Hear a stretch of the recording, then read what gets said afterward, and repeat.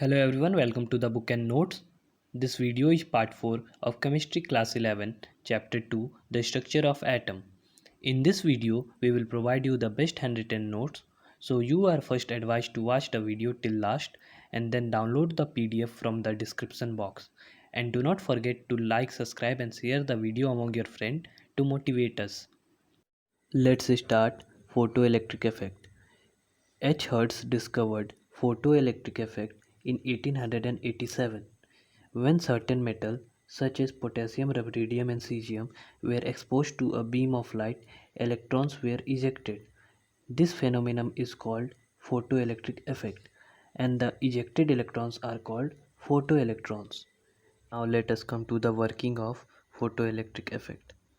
When light of particular frequency strikes a clean metal surface inside a vacuum chamber, electrons are ejected from the metal and counted by a detector that measures their kinetic energy.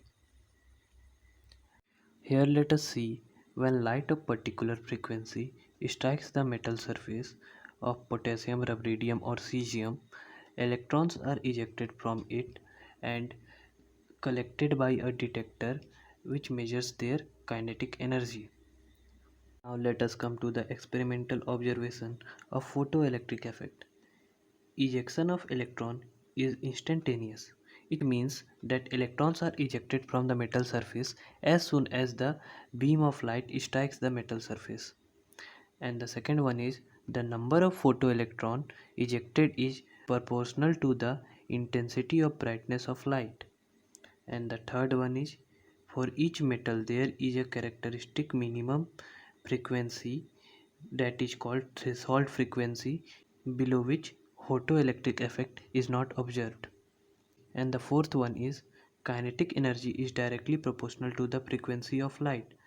The kinetic energy increases with the increase of the frequency of the light used. Now the work function or the threshold energy. The minimum energy required to eject the electron is called work function. It is represented by hv0. Now kinetic energy of photoelectron. The difference in the energy is transferred as kinetic energy of photoelectron.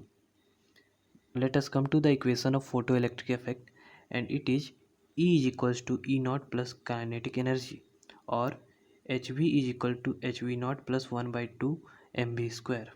Now let us come to a question. What happens when energy supplied is greater than the work function?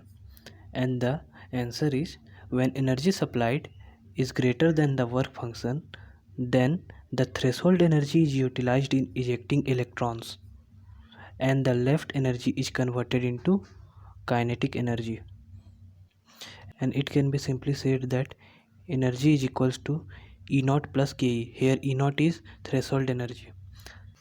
Now let us come to an example. If threshold energy is 5 joule and the energy supplied is 10 joule, then the kinetic energy released will be 5 joule.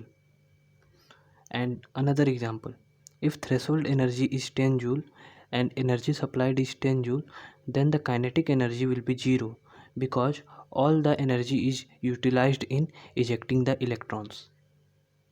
Now there is a question, what happens when we increase the number of incident rays or photons?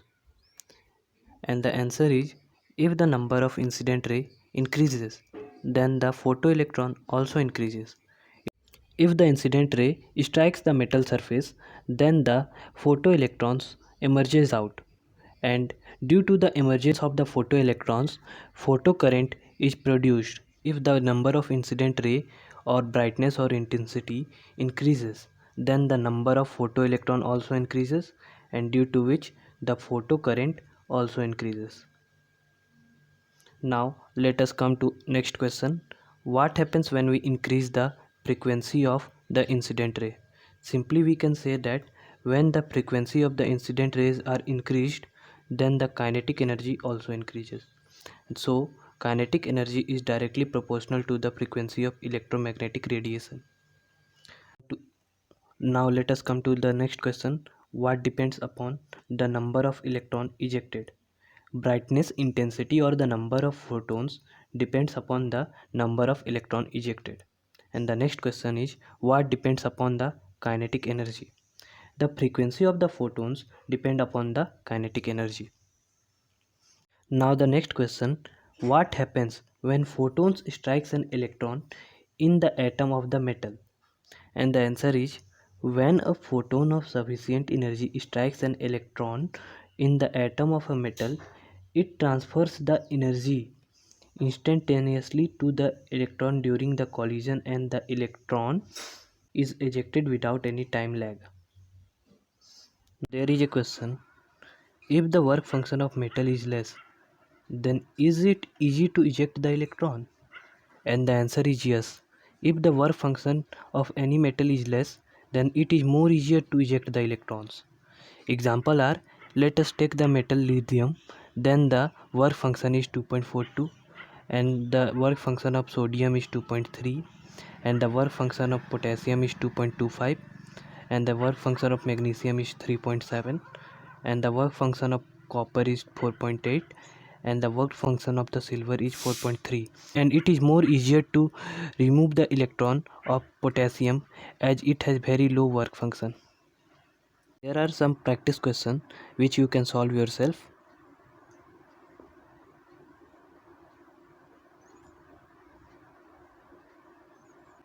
Now, stopping potential. Stopping potential is the minimum negative potential applied to stop the fastest moving photoelectron.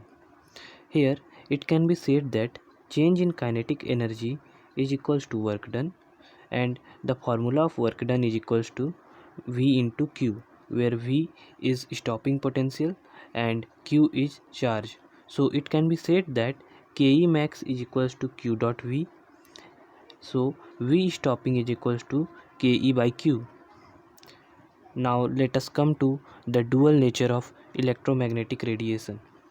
The light possesses both particle and wave nature, so it is said dual behavior.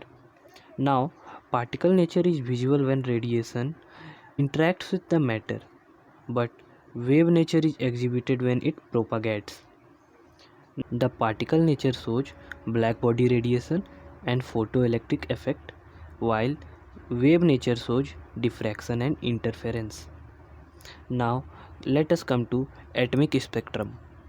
Atomic spectrum is the arrangement of various types of atomic radiation in the order of increasing or decreasing wavelength or frequency. Now let us come to the features of spectrum. When a ray of white light is passed through a prism, the wave with shorter wavelength bends more than one with a longer wavelength. And the second one is, the light of red color which has longest wavelength is deviated the least, while the violet light which has shortest wavelength is deviated the most. The third one is, the spectrum of white light that we can see ranges from violet at 7.50 into 10 to the power 14 Hertz to red at 4 into 10 to the power 4 Hertz. Let us come to absorption spectrum. The spectrum obtained when radiation is passed through a sample of material is called absorption spectrum. As a result of absorption spectrum, the sample absorbs the radiation of certain wavelength, and the wavelength which are absorbed are missing and comes as dark lines in the continuous spectrum. This is a continuous spectrum, and here you can see black lines in the continuous spectrum. These black lines represent certain wavelength which are absorbed and they appear as a dark line, and this is the whole system of absorption spectrum. Now let us come to emission spectrum. Now emission spectrum. The atom loses energy in the form of radiation by transition of electrons from higher to lower level. This energy corresponds to lines of specific wavelength. These lines constitute the emission spectrum. The atom molecules or ion that have absorbed energy is said to be excited. To produce emission spectrum, energy is supplied to a sample by heating it or irradiating it, and As a result, sample gives the absorption energy and the wavelength of the radiation is emitted.